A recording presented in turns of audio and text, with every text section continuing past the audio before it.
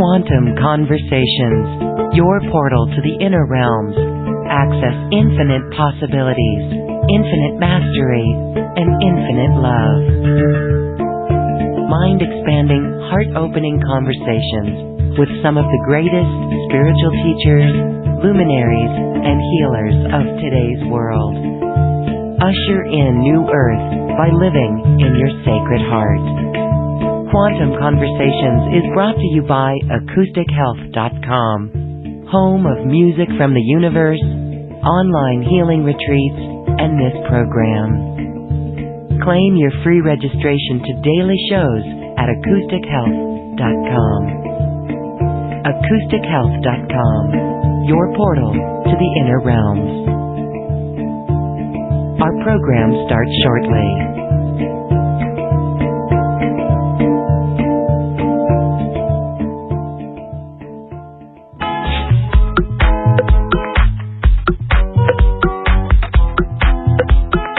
Welcome to another Quantum Conversation, brought to you by acoustichealth.com. I'm Loren Gailey, and I invite you to sit back as we enter the quantum realm, that space of the greater part of you. It is your connection to infinite possibilities, infinite potential, and infinite mastery. In today's episode, we are celebrating this 8-8 moment, and we are honoring the sacred masculine at this very potent window that ushers in the divine feminine. We are in the Lion's Gate, and my guest today is here as an agent of blending the sacred masculine with the sacred feminine. Miguel Dean is here. He is a very enlightened, awakened light worker, sharing his story of twin flame love and the sacred masculinity. This is truly the homecoming. Let's welcome Miguel Dean to Quantum Conversations. Hi, Miguel. Hello, Loren. Hello. Thank you so much for having me on the show again, especially on this auspicious, beautiful date of the 8-8 Lion's Gate. Yeah, good timing, huh? It is beautiful timing, and so we're creating a very sacred circle right here, right now, in this now moment. Whoever joins us here in the now or in the recording in their own now, you are part of this circle, and it is very soft and gentle. The energy feels exquisite today. And so as this is the Syrian Gateway, the Lion's Gate peak here on 8-8, it actually will continue through the 12th of August. We are feeling empowered by the divine feminine energies. And that's why it's so important to bring in the sacred masculine. And Miguel, it is so perfect that we arranged to meet today. We actually did not plan it. It fell this way. And it's also the higher beings orchestrating this event, because the sacred masculine is part of the equation. It's not outside of us.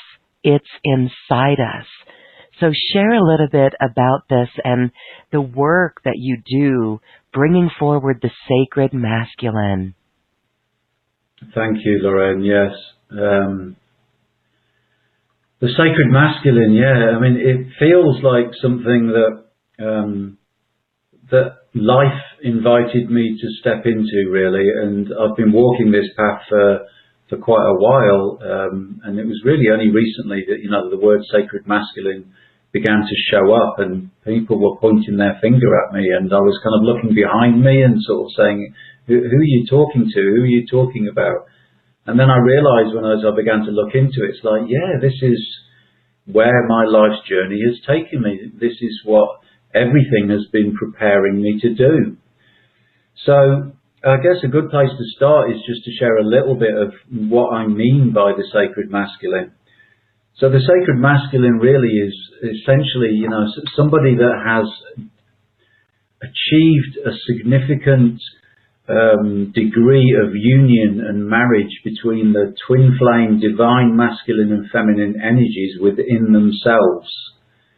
So this is something that I've kind of stumbled across again, but through my own work to heal my own wounds, my mother wounds, my father wounds, to make peace with my inner child, while at the same time stepping up and contributing to the collective.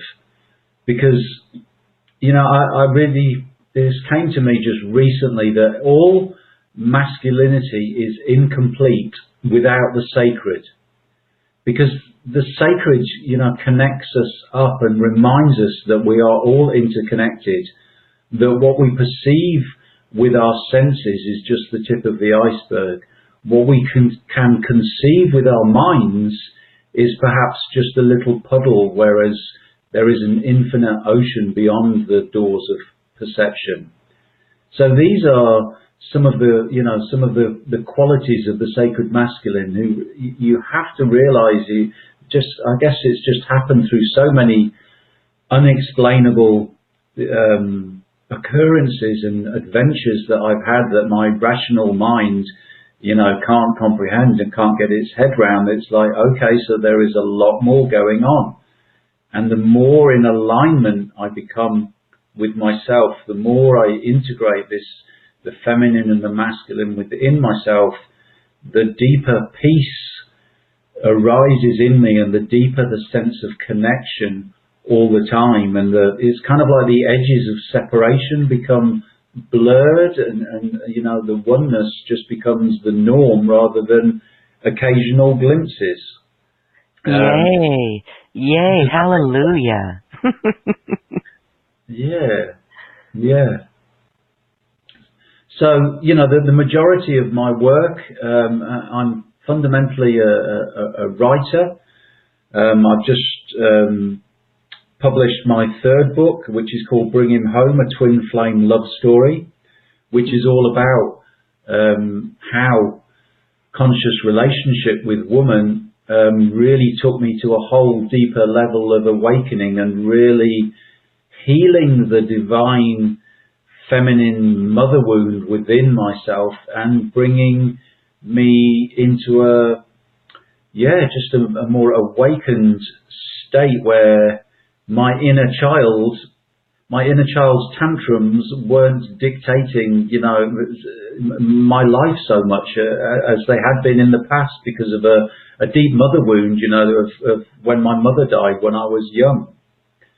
So I'm a writer. That is my new book, which is a real labour of love. It was quite an ordeal to write. But I really felt that the energy in it is the same as all my work. It is about catalyzing the divine union. It's about me sharing from a vulnerable, raw place, exactly what happened to me, and the places where I fell down, and the pain, and the going through the fire, because love, our Hollywood version of love, I don't think is too accurate, because my experience is that love will burn away everything that is not love, and everything that is not love within you when you step into conscious relationships, particularly a twin flame relationship, will come to the surface, and that can be quite uncomfortable, to stay with that in order to heal that and transmute that. So that's my writing, and then the other very strong part of the work that I do is with my sacred masculine healing sessions, which are, have the same intention, alchemizing the twin flame union within the hearts of men and women, because it seems to me that this is essentially the dance of life now, this whole yin yang, anima, animus, this dance of creation of the feminine manifestation from the void, from the emptiness, from consciousness. So it just feels like if we get this right, we're really working at the foundations and the root level, then we create the new earth that arises from that place, it seems to me. Yes, we do. Because that old baggage from old earth that can't go into new earth. So these Yes. traumas and the wounding must be healed. And I find it fascinating here, you call it sacred masculine healing, and you work with women and men because, again, these are aspects within us. So in your own life, you had a healing of the mother wound. And we've talked about that mother wound. You've spoken of it in an earlier conversation. It's very tender. It's very precious. And you owned it. And you witnessed how you overcame the adversity in your life, witnessing how that wounding and your inability to look at it was leading you in a direction where suddenly you decided to make the change. So you healed the mother wound. Would you say that the father wound is also something that comes up with? So I guess my question is, you as a male had a mother wound. Do you see females with the wounds of the father? Yes. It works both ways. I mean, I certainly, I had a father wound as well. I think we all have mother and father wounds, whether we're a man or a woman. And, of course, those translate, although it's mother and father, there's a deeper level where we go into this divine masculine, feminine energies, which in a way become genderless. There's often a lot of confusion around that. But invariably it's the father wounds that I'm working with women, because it seems that they come to me to have an experience of what it is to be held and to experience a clean, sacred masculine energy, because it doesn't seem to be too common on the earth at the moment. So there is that working with women, and also, so much of my work is empowering people to become the mother and the father to themselves that they wish or that they've never had. It's that is such a key part of the healing. And that was certainly also part of my healing, because my father is a good man. My father is still about. And yes, he was of that generation that was all about, I go out to work and I put food on the table and that's it. That's job done.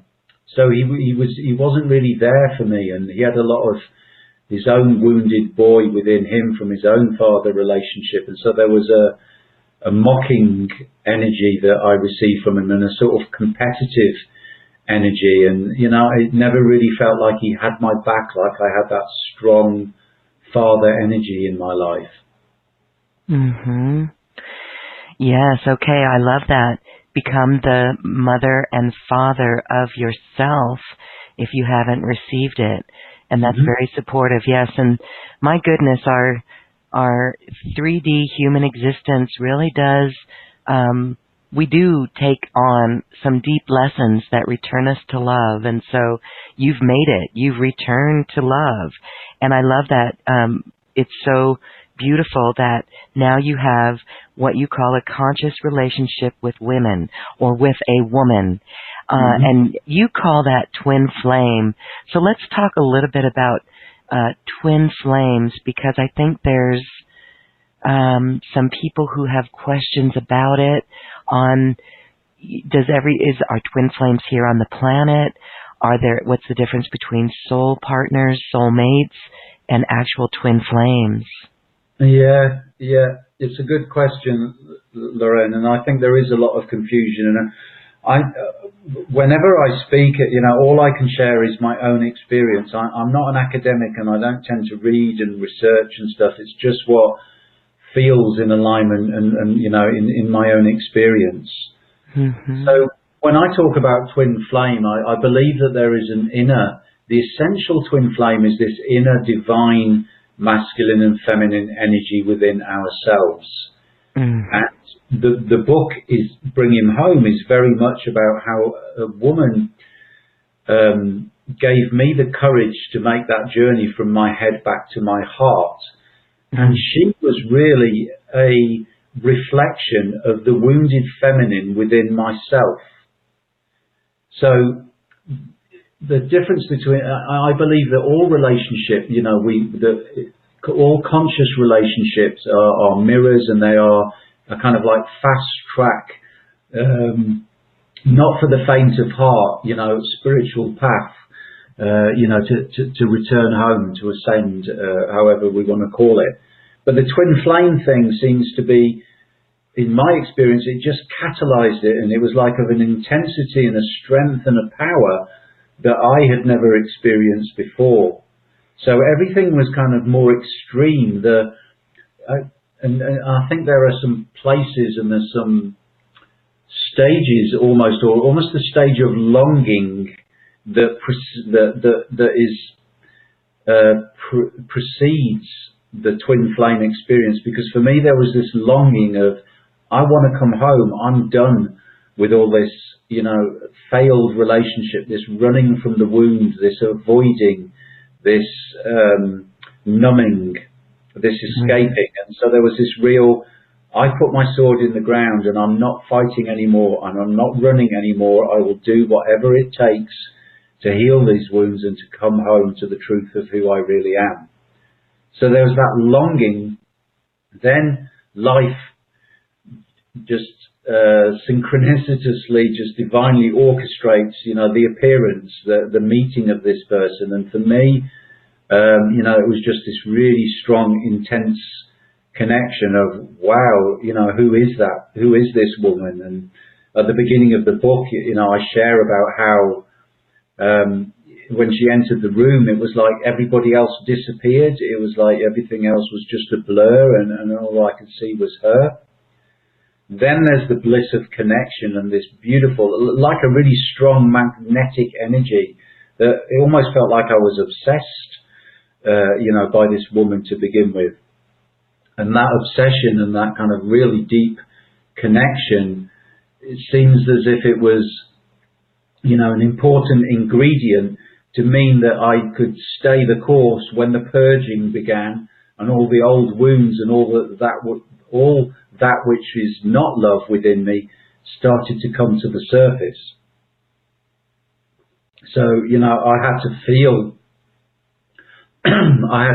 that which was still residing in my body. Then there's the sort of like, what I call the should I stay or should I go stage of the twin flame relationship, where there were times when it just got too intense for both of us that we parted ways. And we thought we had come to the end of the road. But strangely, it was always the book that I began writing that brought us back into connection again. And so we came and went, a few times. I guess an important thing to say is that in between those times of that twin flame relationship, although it seemed we were apart, that we were still connected. And in that time, we did our work individually. We both saw the wounds and we saw what had come up through the relationship, and we worked on them by ourselves. Then there was a returning, and I guess, the beginning of this homecoming, which I still feel that I'm very much a part of, because it's not like it all miraculously disappears, but there are still triggers, but they're, they're now perhaps just 2%, 5% in strength rather than sort of 95% as they were, when we began to bring those wounds up to be healed. And then the last part of the whole twin flame relationship for me is the kind of, the birthing of the divine child, where through our coming together, we can create something, more than the sum of the parts.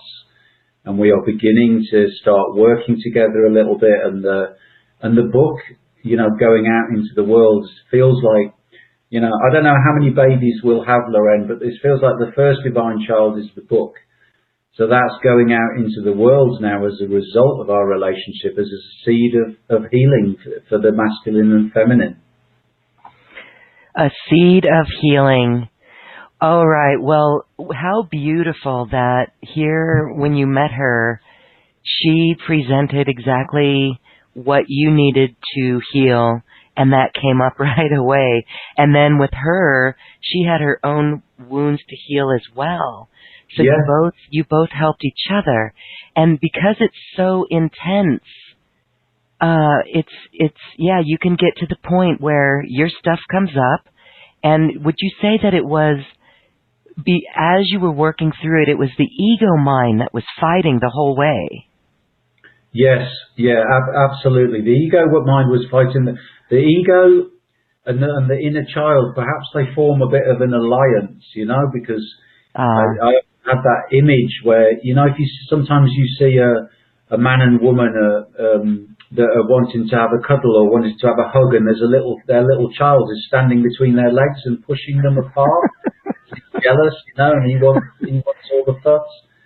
It felt like that was happening, quite a lot of the time. But I guess, there was one particular incident. You see, what happened was that my twin flame, her default was, when she was threatened and scared, was that she would leave. She would emotionally leave, or sometimes physically leave. Mm-hmm. And of course, that for me, who had experienced the death of his mother, when I was 7 months old, it just totally repeated that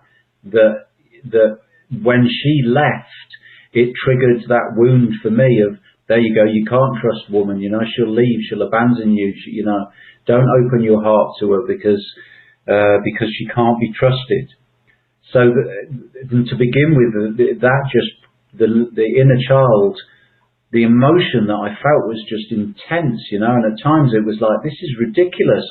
It's like, we've just had an argument or whatever, and my woman's gone off for a bit, to have a bit of space, and the man in me was saying, that's okay, that's totally fair enough.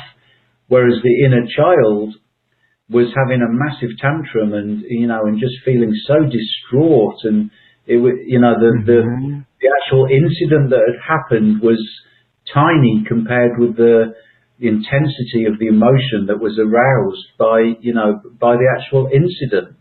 Mm-hmm.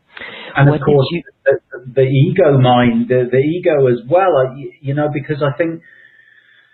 because what we've been taught about relationships and the Hollywood version of how relationships should be, and romance and love, is such a limited, thin strand of what relationship is actually about, that the ego mind is going all the time, no, this isn't working, this isn't how it's supposed to be, it's not supposed to be uncomfortable or painful, you might as well just get out of here.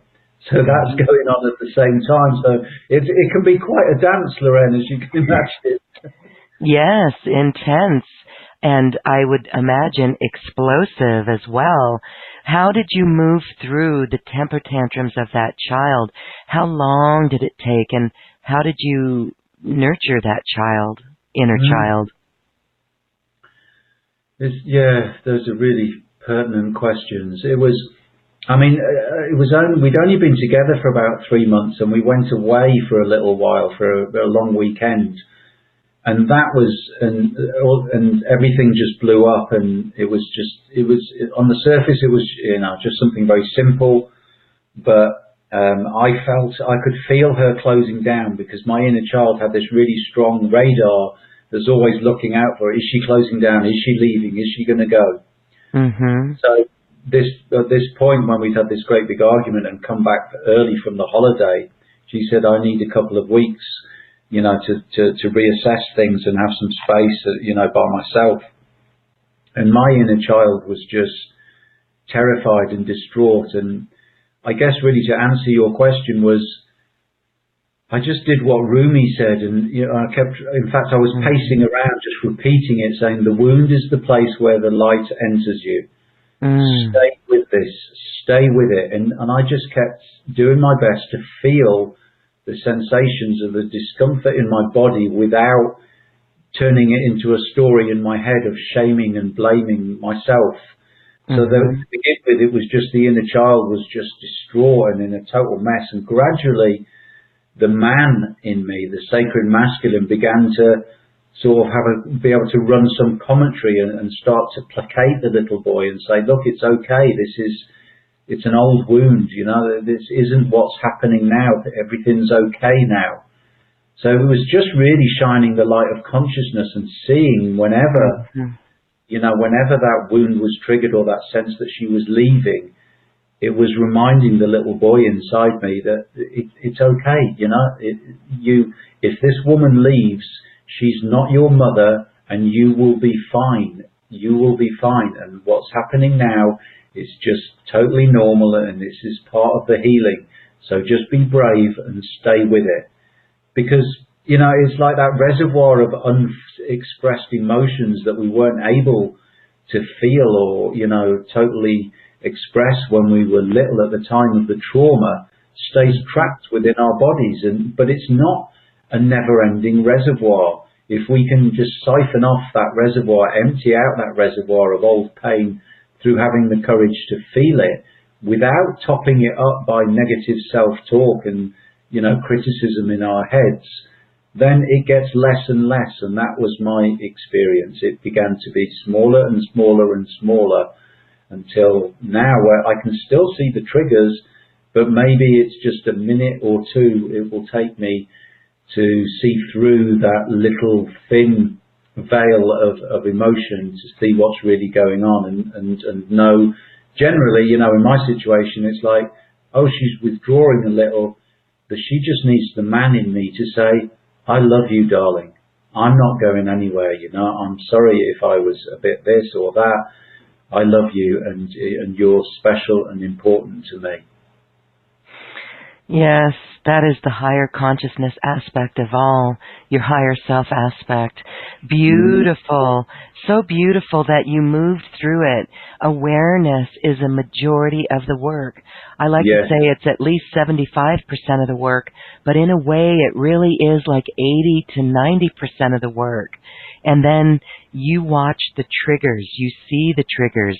When you were feeling this in your body, and, as it goes on, it gets softer and softer as it continues to clear out. Where did you, was it in your solar plexus? I mean, it's energy in your body. It's emotions in your body. Was that anywhere in particular for you? Yeah, it was, to begin with, it was so intense that it was, it felt everywhere. Like it was all my torso. Yeah, certainly I couldn't eat to begin with. I just had to eat baby food for the first few days. It was like I couldn't have that trauma. I couldn't have anything solid in my mouth. I was just eating yogurt and sort of drinking milky, sweet drinks because my stomach was just so sort of upset and disturbed by it. So, I couldn't even eat. And this kind of intense, the solar plexus and the heart energy is just really aching, but what I began to see was that if we can just turn off the mind and just bring our energy, our focus to the sensations in the bodies, it's actually just a vibration, it's just a sensation, and it's only our conditioning on our programming around shame, around fear or vulnerability or brokenness or what we term negative emotions. Once we stop calling them negative, then we stop perpetuating the pain. We stop giving ourselves a hard time for having a hard time, and we just feel the sensations, and all of a sudden it's not such a big deal anymore, Yes, beautiful. And in that process, you recognizing that, your triggers or someone else being triggered and maybe lashing out or raising a voice is really the loudest cry for love. And so if we can flip everything and understand that in our own relationships and our own life, that is really doing the work. And so we have a question here. Woodland Nymph from our YouTube chat line brings up a really good point. How do we fare on this journey if one doesn't do the healing work with counseling? Or does spirit lead that? So talk a little bit about this, because if we don't look at this, and again, we may just do something where we identify a feeling in our body, a feeling of unworthiness or whatever, but that awareness is the beginning of something so huge that we're beginning to transform right there. But what happens if we don't do this inner journey? We're really just recreating the same reality, aren't we? Yeah, yeah, that's my experience, because that's what I did. You know, it got uncomfortable, and so in the 2 long relationships that I had previous to my homecoming, shall we say, I just heard myself at the end saying, "Okay, I will go," and it was both times. It was almost like, did I say that? I didn't mean to say that, but there was this thing of, let's just leave, you know, let's just run away. This is too difficult. And so, and I knew I would have to face the same things in the next relationship, because every relationship is just a mirror of our inner wounds. Every triggering is actually a gift. It's shining the light of consciousness, you know, and of awareness onto what it is that we need to do. And I just got fed up. You know, I'm not to say, I don't think it's wrong if we don't choose to do the work, but then for me, we're living in 3D, and we're living on the surface of life. There is, when we do the work, when we go to those dark caves, those scary places within ourselves, that's where the treasure lies. And it feels to me as if we kind of go back to 0 point. You know, we've cleared the past, and it's almost like we're, you know, as the Christ words of the children entering the kingdom of heaven. We are sort of children, but with the awareness and the wisdom and the experience of adulthood. And then we can begin to explore, you know, 5D and the other dimensions. Because as you mentioned at the beginning, you can't take your baggage with you. You can't take this stuff with you. If you want to stay on the platform, then fine, don't do the counseling work. But if you want to taste the magic and the mystery and that which is beyond what we can probably conceive with our minds and perceive with our senses, then, you know, then we do the work. That's when we do the work. Yes, it's our responsibility for it. No one else can do it for us. We can thank them. I love doing this. We can thank them for helping us clear that, right? And that's a humorous way to deal with these triggers within us. If someone else is triggering us, we really do have to take that responsibility, follow that trigger, look deep within to what is the root cause of that trigger. That work right there is really good. And I promise everyone, if we just say, thanks for helping me clear that, and we say it with a little laugh, because it's a joke, just laugh, that we will feel better, and understand that, wow, you know, in some of the deepest, intensest moments, like last summer, a year ago last summer, to me it felt very, I'll use that word again, explosive in the collective and even in my personal life, some of the things that were coming up. And it was basically teaching me to stand and speak my voice in a healthy boundary. And so if we don't do that, it will get very explosive. Things will get wow. And one of the things that really did help me in that was like to take that responsibility of, wow, this really upsets me. This is, that's that core wound of acknowledgement, or another core wound of being taken advantage of in whatever way, like a family member or a friend or a business colleague, someone. If you have those feelings come up, to own it and go so deep that we remove the blame from other people, and we literally thank them for helping us clear that. Absolutely. And Lorena, I think we can take the responsibility to a whole nother level as well, because part of the path of the sacred masculine is, you know, as I mentioned, this connectedness and oneness, and knowing that, you know, I said this to my twin flame many times. I said, this work that we are doing this for the collective as well. This is so much bigger than just you and me. And, you know, as we do that work individually in our relationships, that energy goes out and heals this, you know, this deep wound that has been passed down from generation to generation, from the, you know, from the witch burnings to the, you know, the horrendous things that have happened, and the the lack of trust and fear that has built up between man and woman. That is also what this work is about, so that we can begin to birth a generation that come from this true love, from this beautiful, true, loving place, which is our birthright, which is actually who we are, not this kind of slightly, distorted, sort of lost, narrow aspect of what it is to be human. Yes. And, here's another question that's coming up. So, in relationships, it's beautiful because we have this masculine and feminine relationship between ourselves and then with our partner in life. Yeah. And to blend that and the twin that we're talking about. So you and your twin went through this upgrade, let's call it an upgrade together. Yeah. And you both were part of it. And so it at one point was just one of you doing the work, and was that lifting the other up?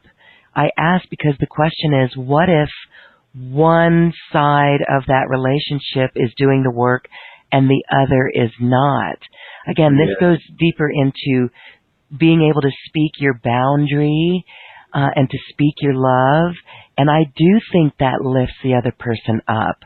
And maybe you do need time and space apart. But I think that work that one person does will naturally lift the other person.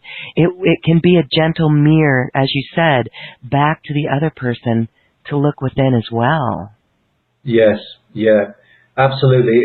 It's a bit like a game of tennis, isn't it? If you keep hitting the ball onto somebody's forehand, then it just, you keep that same dynamic. But if you hit the ball onto their backhand, they have to adjust.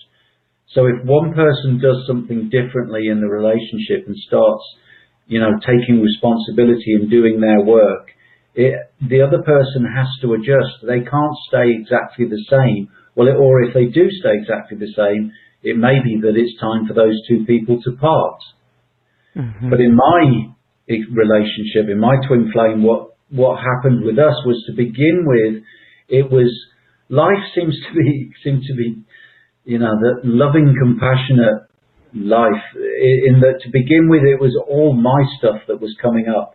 I was really the one that was struggling and that was very big, needy and controlling, and all my inner child stuff was coming up.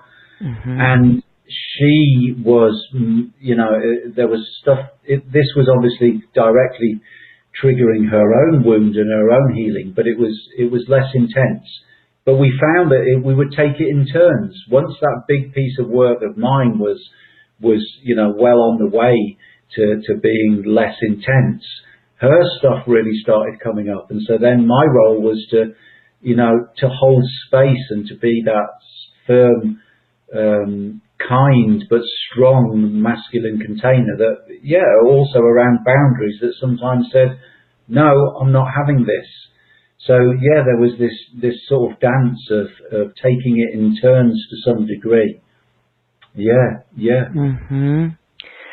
Yes, and I know this comes up a lot. There are some ascension teachers and way showers that are really stringent and just say, absolutely do not tolerate that.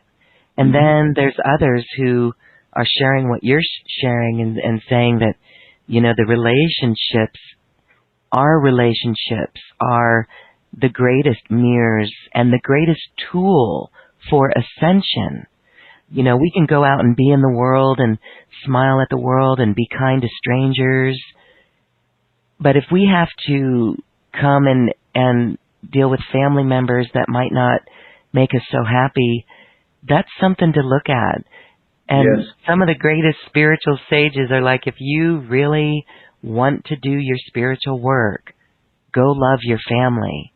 Yeah. And I know, it's kind of like it's again, everything is vibrational. So if we're in a place where, we are being sapped of our energy by being in certain relationships, if it's family members or friends or anybody, that's one thing. But a relationship with someone that we love, right? If you've been married for 20 years or just a year or just in a twin flame relationship and it doesn't go smoothly, just to be able to do that work ourselves and follow that peace and that love no matter what, that does do a lot of healing on both parties as we've discussed. So it really is beautiful. Nothing like a relationship to really lead the way on our ascension. And so I say that because, you know, we don't have to go and change our lives. We don't have to. We can bring our families with us on this journey. Yeah, absolutely, Lorraine. And you know, I don't think nothing seems black and white. You know, I guess the duality just gets less and less the further I travel this journey. But there's a fine line of discernment needed. You know, I think there are times when you say yes, you know, this, or you say no, this. You know, I'm not staying in this relationship. I don't think you know. Obviously, if there's abuse or danger, and there's a lot about boundaries and self-respect and so on as well. So you know, there are times. You see, I don't think that the success of a relationship is based on its longevity. For me, it's based on how deep you go together while you are together. Because, you know, every relationship that I've had previously, you know, obviously has come to an end. But I've learned so much from them and you know, and I have no regrets about those relationships. And, you know, again, I don't know, you know, I don't know for sure whether, you know, who knows whether we are actually really designed to be with one partner all of our lives anyway, or whether that is just part of our conditioning as well. You know, there are you know, many different ways to skin a cat, as they say. Yes, and you know, I remember a past life of mine where we had multiple relationships. We were, I guess, what would you call that? Polyamorous? Yes, and I do remember that lifetime.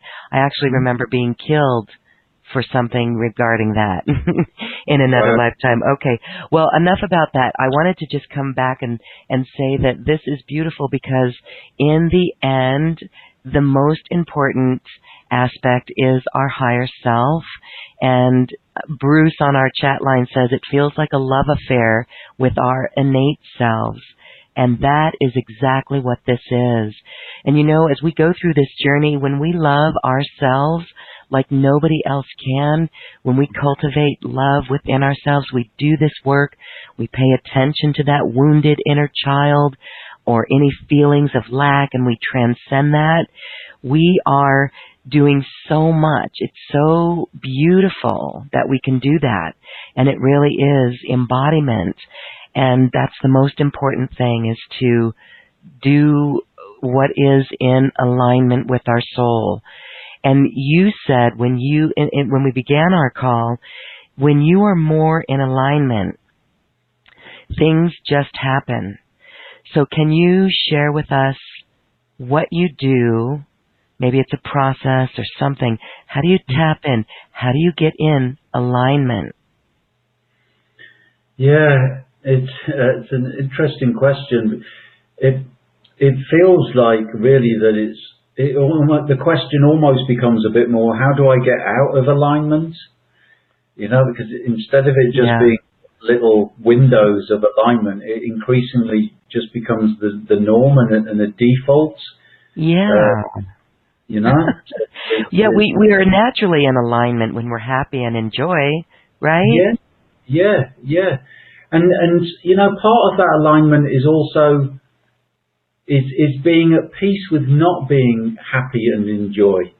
Because, you know, it's that embracing of all of it. It's that just being able to step back and witness it a little more. You know, because, like, for example, I did a talk at the Goddess conference in Glastonbury. It was just last week. But before the talk, I could feel all this fear coming up, and it was really quite uncomfortable. But I know enough now, and I guess I'm in alignment enough to say, okay, well, this is interesting. What's this about? And usually if there is fear, it's either I'm not in alignment with my truth, or the ego is resisting a little bit because it's a bit scared that I'm going to step into a whole new level of oneness and sovereignty, and so that it will have less control, and and it won't be able to keep me small for longer. So I think a big part of this being in alignment is just being at peace and being able to step back and watch the dance and watch the emotions and just embrace. It's kind of like there is nowhere to arrive at. This is it. This is home. We are home. It's just a deepening of a remembering, and as we deepen the remembrance, the undulations, life's natural undulations, because we're here to experience the full spectrum of what it is to be human, just become more. We just become more curious about it rather than that we get lost in it. Yes. Well, that is so beautiful. Thank you so much. We are going to, I'm going to call it an activation. It's poetry. You're going to read a beautiful poem, but this is really an activation. Just the title of it, where you were explaining the divine feminine kisses the divine masculine awake. So let's go ahead and bring forward this poem, which truly is an activation. Yeah, I just have to just introduce it briefly with a very short story. It actually happened at the LS conference, because I was feeling this fear around what I was going to share, and it just felt like it was a bit too personal and small, and it was about me and my book. And then I was in a workshop before I gave my talk, and this beautiful woman shared about a Babylonian myth of Tammuz, I think his name was, which is the origin of our myth of the Sleeping Beauty. Now, I'd received this information. It just came to me. I've been aware of this for a few weeks, and I've been talking and writing about it, that the myth of the Sleeping Beauty, where the prince kisses the princess awake, I said, that's not accurate. That's not what's happening. What's happening is that it's the divine feminine kissing the masculine awake. And then this woman shared this myth and said, yeah, this was the original story, and it received a patriarchal twist and was distorted so that it was the man, rescuing the poor, helpless woman. And all of a sudden, everything just fell into place, and it was like, yeah, this, that makes perfect sense. That had just arrived in my awareness, and it was like, oh my goodness, it was a reminding, we're living these myths. We are these myths. This is happening here and now. So that's the little backstory to this poem, which actually came, this activation, which came a long time ago, which is about what happened with my twin flame. This is a true activation, a true poem of what happened for her. So I'll just pause a second and I'll just take a breath, and then I will begin. Okay. Bring him home, child. Bring him home, they whispered to her pure and tender heart. Bring him home to the heart of life, to the knowing and realization that he is not alone, but that in truth all is one. Bring him home, whatever it takes. Bring him home with your kindness and gentleness and grace and beauty. Bring him home with your ruthless integrity and your willingness to honor your sacred self. Pierce his wounded heart deeply and allow the fear to flow, to bleed, to ebb from the place where it no longer need reside. Make space for the love that he is to rush in and fill him with grace and peace. Make space for the truth of his divinity to germinate like a tender seedling in the fertile soil of love. Let your love dissolve his edges so that separation becomes a ridiculous joke. Make way for his sun to burn away all illusion. Make way for his clear, healing waters to flow forth, uncontained, wild and free. Bring him home. Take his outstretched hand and walk together into the oneness of love. For in so doing, you too shall come home, child. Bravo, beautiful. Make space and bring him home. Thank you. Thank you. Miguel Dean, thank you so much. This conversation is heartwarming, it's healing, it's liberating, it's uplifting, and it feels so good. And so these energies within ourselves, this is what we're doing. It's this inner work, and we are each responsible for it, and it's wonderful when we do it. Great shifts in our lives come about. You are all about empowering people, and so you are offering sacred, divine, or sacred healing sessions for the divine masculine. Sacred masculine healing sessions is what you call them. So talk a little bit about this, because again, you do a lot of work with women and men. Yeah. So yes, they're sacred masculine healing sessions, and what that means is that, you know, they're from the heart of the sacred masculine. For me, the sacred masculine is somebody that has, you know, this degree of union with the divine feminine and masculine within themselves. So feedback suggested early on, when I began to work in this way after these upgrades of this twin flame relationship, that people can receive quite a strong energetic transmission. But on the surface, there are different levels really to the sacred masculine healing. You know, essentially they are a conversation, a fusion of coaching and counseling and mentoring, which I have qualifications in. On another level, there is, you know, I bring in the wisdom, the intuition, the insights from my own journey, from a fragmented, sort of broken masculine place, and healing those feminine wounds within myself. So there's that level, that own spiritual journey and what I learned along the way. And then, the third thing is really the deep level, is that safe container that I hold the sessions with, which is most commonly described as a soft strength. It comes from the balance of my own masculine and feminine, that there is a listening, a deep listening, and an allowing, and a non-judgment, and a receptivity to whatever the client, brings to the table, brings to the conversation. And in that space, what happens is that people relax, and inside they relax and open, and there's a flowering and there's a blossoming. And in that relaxedness, as opposed to the contraction and the fear, whatever needs to come into awareness will come into awareness, will rise to the surface.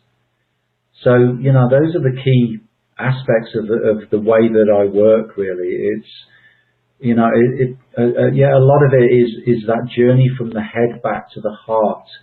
And it works equally well for men and for women. But it seems that, women often seem to lead the way in this courage to feel and to go into this emotional territory. So I am working predominantly with women, predominantly around healing their masculine wounds.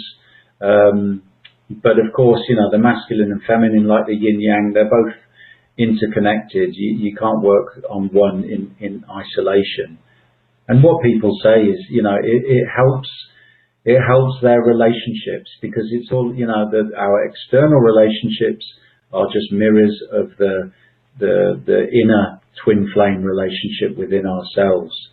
So it's about healing those mother wounds, those father wounds, to bring us into a deeper union within ourselves and a deeper love of ourselves. And that can't do anything but then impact positively on all our external relationships and our contribution energetically or otherwise into the world. Yes, that is the liberation, and it allows us to move forward, creating those new earth solutions and services, products, and businesses. That is the true healing, and it's the inner twin flame relationship, deeper love and awareness of ourself. And so that's so beautiful. Very well said, Miguel. Your special offer is available on this webpage. It's also here at bit.ly/Miguel offer. And of course at acoustichealth.com/special offers/Miguel. Thank you for that, Miguel. Those are 30 minutes. They're done over Skype or Zoom, right? Yeah, that's correct. Yes, yeah, the video medium works really well. Yes, it does. It's a great connection. All right, beautiful. And those are recorded as well if people want to get that session? Yes, if people would like them recorded and want, so they can listen to them again, then that's very possible. Yes, we do that sometimes. Yeah, good. Okay. Well, thank you for that special offer. You do incredible work helping people. The story of your own journey is just a great way for others to see how they can overcome their adversity as well. Thank you so much for stepping up and really being answering that call of the heart, right? Where you really were invited in by life. Your life journey invited this in. And so all of our life journeys do that.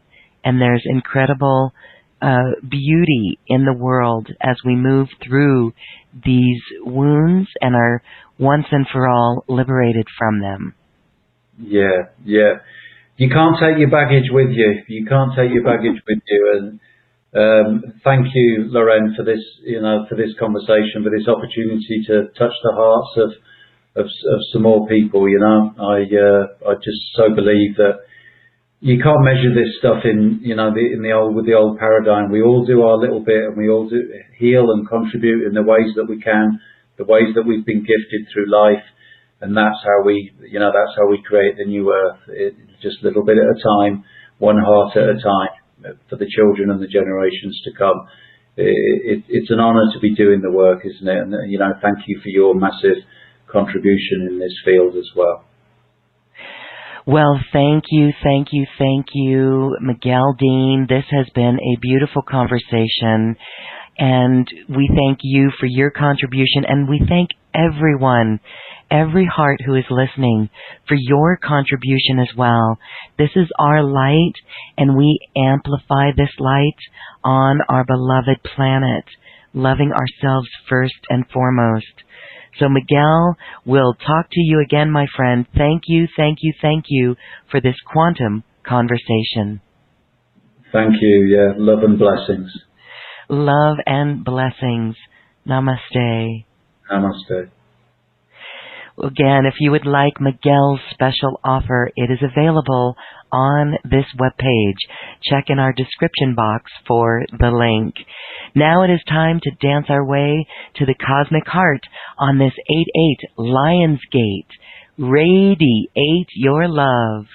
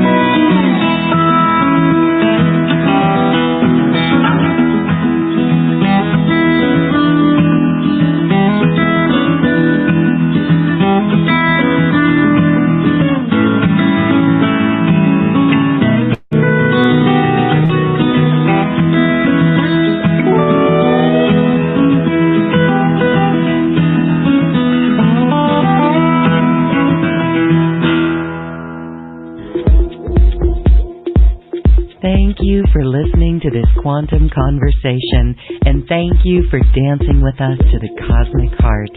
As we raise our own vibration, we raise the vibration of the planet.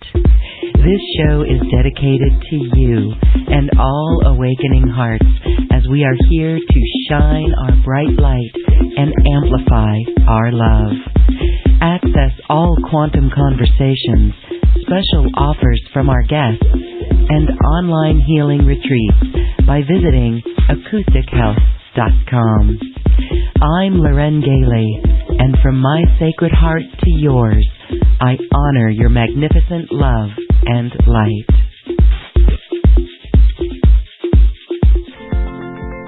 We leave you now with music from the universe. Music literally created by the universe, as musical notes were assigned to mathematical equations. The result is this beautiful music, available at acoustichealth.com. Namaste.